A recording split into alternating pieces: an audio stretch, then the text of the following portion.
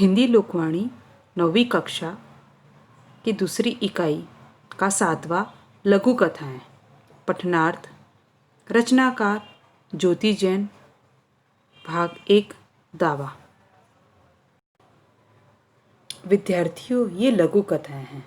लघु यानी छोटा, कथा यानी कहानी, यानी कि कहानी जो बनाई जाती है बहुत ही छोटे शब्दों के आधार पर बनाई जाती है।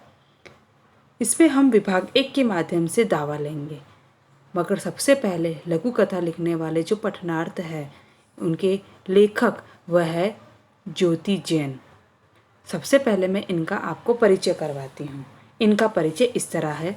इनका जन्म 27 अगस्त 1964 मंदसौर मध्य प्रदेश में इनका जन्म हुआ है। इनका परिचय मुख्यतः कथा, साहित्य एवं समीक्षा के क्षेत्र में लेखन किया है।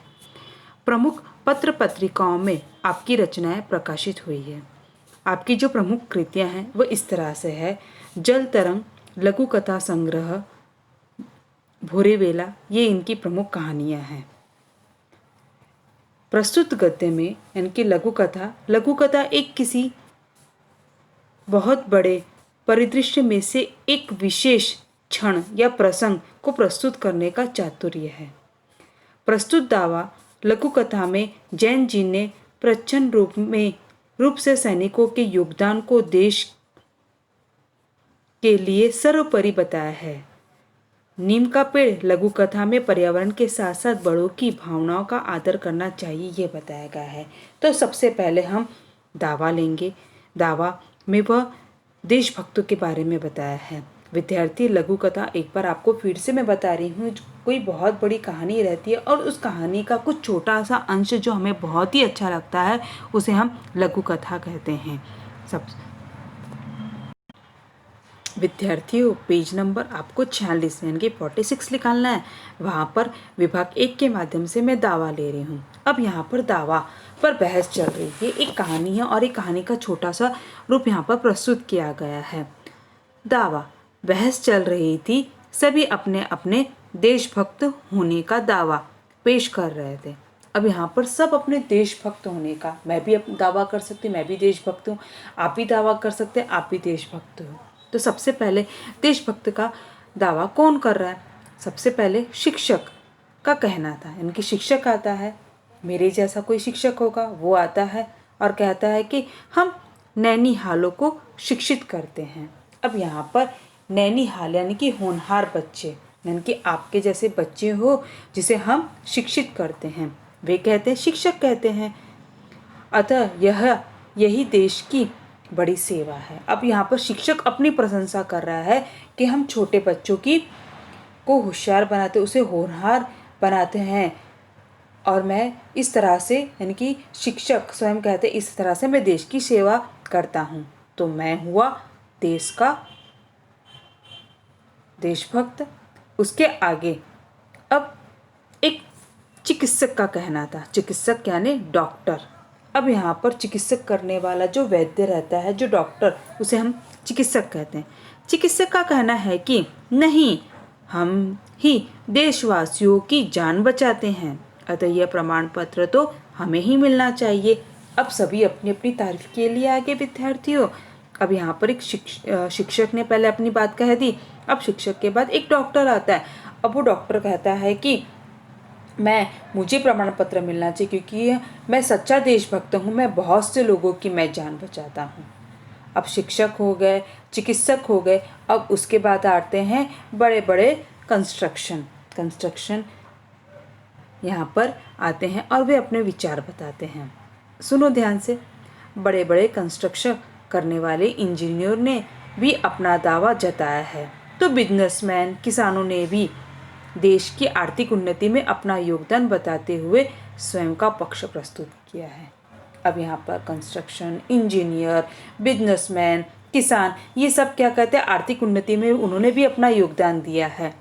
हम देखते हैं ना कि इनके माध्यम से भी हमारा देश चलता है, तो ये भी अपना योगदान दे रहे हैं और ये भी बताते हैं कि हम ही सच्चे देशभक्त हैं।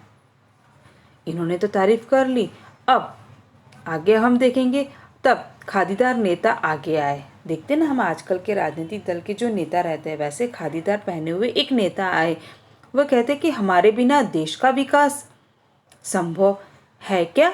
सबसे बड़े देशभक्त तो हम ही हैं।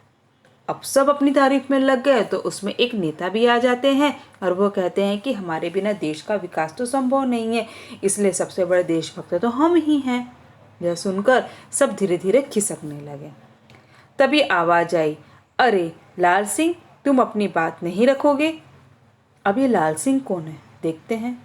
मैं तो क्या कहूँ, रिटायर फौजी हूँ। अब ये लाल सिंह कौन है? रिटायर फौजी जो देश की रक्षा करता है।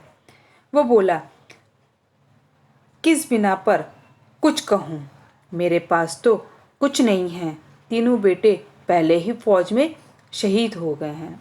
अब इससे आपको क्या समझता है? यानी कि देशभक्त वो अपनी प्रशंसा नहीं करता। देशभक्त वो बताता भी नहीं कि मैं देशभक्त हूँ, वो तो कहता है कि मैं किस रूप में अपनी प्रशंसा करूँ। देश को आज़ाद यानी कि देश की रक्षा करने के लिए मेरे जो 3 बेटे हैं वो क्या हो गए हैं? शहीद हो गए हैं। तो मुझे ये बताओ कि शिक्षक, चिकित्सक, कंस्ट्रक्शन, बिजनेसमैन, किसान, ये सब अपने अपने देशभक्त के नारे लगा रहे हैं, मगर क्या ये लाल सिंह ने अपना नारा लगाया क्या? ये एक रिटायर फौजी, वो सबकी बात सुनता है और वह चले जाता है। तब वो सब उसे कहते हैं कि आप कुछ नहीं कहोगे? तो वो कहता है कि मैं अब क्या कहूँ, मेरे तो तीनों बेटे पहले ही शहीद हो चुके हैं। यहाँ पर देश के प्रति हमारे कर्तव्य विषय पर वे कहते हैं कि किसी भी व्यक्ति के कर्तव्य उसकी जिम्मेदारी होती है। होती है कि नहीं होती? वैसे आपकी भी जिम्मेदारी है, जिसे उसे व्यक्तिगत रूप में निभाना होता है। इसे देश के सभी नागरिकों को समझना चाहिए। देश के उज्जवल भविष्य के लिए यह अति आवश्यक है कि हमारे देश के प्रति हमें वफादार होना चाहिए। देश का हित व्यक्तिगत हित से पहले है। हमें यहाँ सदैव याद रखना चाहिए कि हमें सभी नियमों, अधिनियमों तथा कानूनों का पालन करना चाहिए। किसी को भी अपराधी के प्रति सहानुभूति नहीं रखनी चाहिए। अपराध के खिलाफ आवाज़ उठानी चाहिए। भारत के नागरिक मतदान के द्वारा सरकार बनाने का अधिकार रखते हैं। हमें सोच समझकर अपने मत का प्रयोग करना चाहिए ताकि राजनीतिक रूप से एक स्वच्छ देश के निर्माण में अपना योगदान दे सकें। देश ने हमारे लिए क्या किया के स्थान पर हमें यह भावना मन में रखनी चाहिए कि हम देश के लिए क्या कर सकते हैं। कि यह लाल सिंह ने अपने यहाँ पर विचार बताए। विद्यार्थी, इस तरह लेखिका ज्योति जैन ने प्रथम लघु कथा में दावा में देशभक्त के विकास में शिक्षक, चिकित्सक, इंजीनियर, व्यवसायी, किसान, नेता आदि द्वारा किए गए योगदान पर चर्चा की गई, परंतु सबसे बड़ा योगदान एक सैनिक का है। शेष सभी अपने समय और परिश्रम से देश का विकास में योगदान देते हैं, परंतु सैनिक सिर पर कफन बांधकर निकलता है।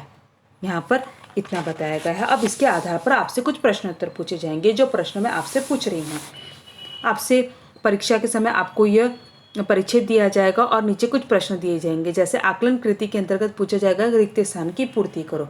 हम खालिस्तान को शिक्षित करते हैं, तो इसके अंतर्गत क्या आएगा? हम किसको शिक्षित करते हैं? तो इसका उत्तर आपके लिखेंगे, हम नैनीहाल को शिक्षित करते हैं। देखो विद्यार्थियों, यहाँ पर दिया हम खालिस्तान को शिक्षित करते हैं, यहाँ पर नैनीहाल लिखना है हमें।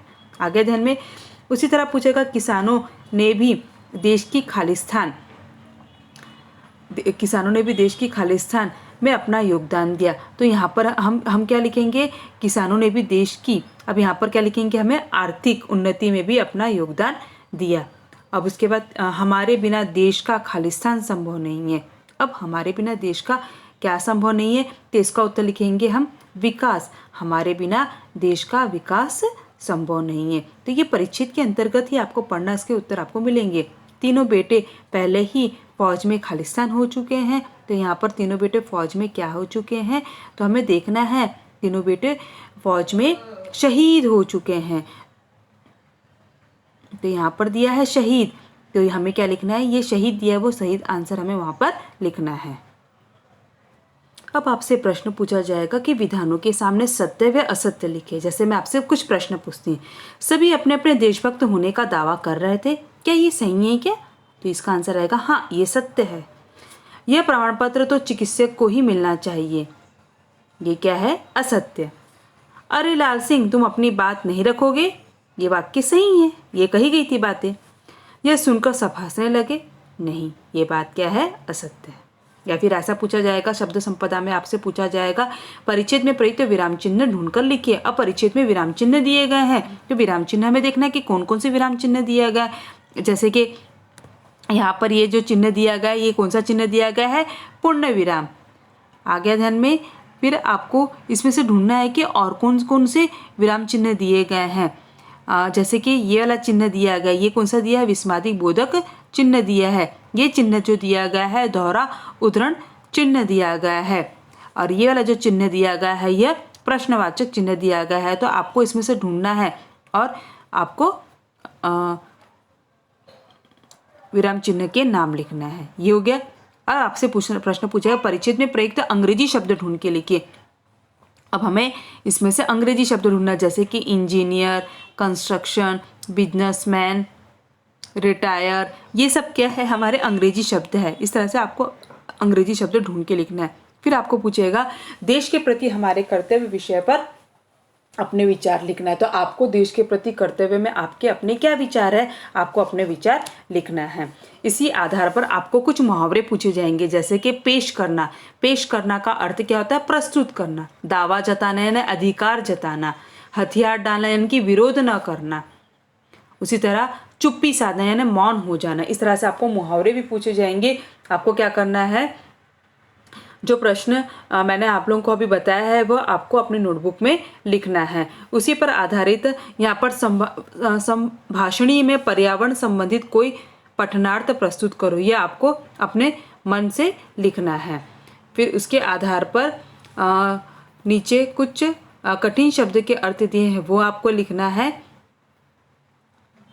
श्रवणी के अंतर्गत प्राकृतिक सौंदर्य पर आधारित कोई कविता सुनिए व सुनाइए। पटनी में वृंदावन लाल वर्मा के किसी उपन्यास का एक अंश पढ़कर सुनाइए। ये आपको अपनी तैयारी करना। और लेखनी में राष्ट्रीय रक्षा अकादमी की जानकारी प्राप्त करने के लिए कुछ लिखिए विद्यार्थी। अगर कुछ विद्यार्थी इसमें एनसीसी से जुड़े हुए हैं तो वह क्या कर सकते हैं, इसकी जानकारी प्राप्त कर सकते हैं और लिख सकते हैं। ये आपको लिखना है। गूगल मीट के माध्यम से हम इसमें आगे और चर्चा करेंगे। अब विभाग 2 के माध्यम से मैं आपको नीम के पेड़ का महत्व, ये भी लघु कथा है, इसका मैं आपको अर्थ समझाऊंगी।